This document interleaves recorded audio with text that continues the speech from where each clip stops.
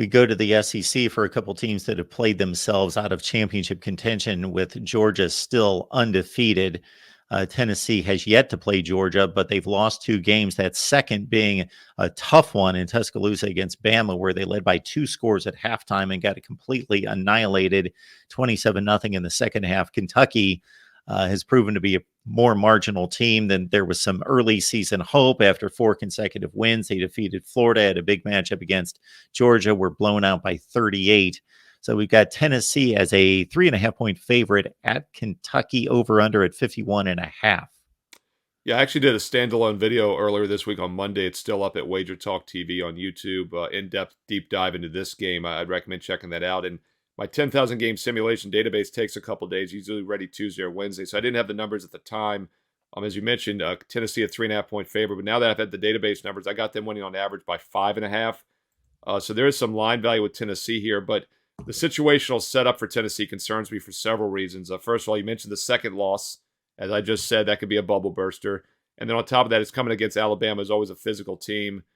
And Kentucky has the benefit of a bye week. Kentucky, public dog, once again, we talked about fading public dogs. Kentucky was a very public dog weeks ago against Georgia.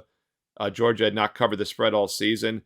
One of the rare times in betting where you can get probably the best team in the country at a discounted price. It's like buying one of the best stocks at a discounted price.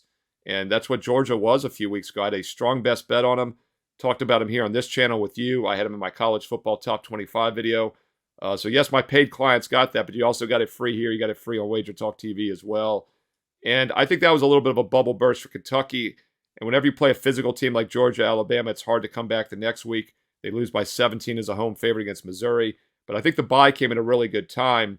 So I think the setup actually favors Kentucky here, but Tennessee is the better team. There is some line value. So I'm going to stay off the side. I'm going to look at the total here. You mentioned 51.5. We talk about key numbers.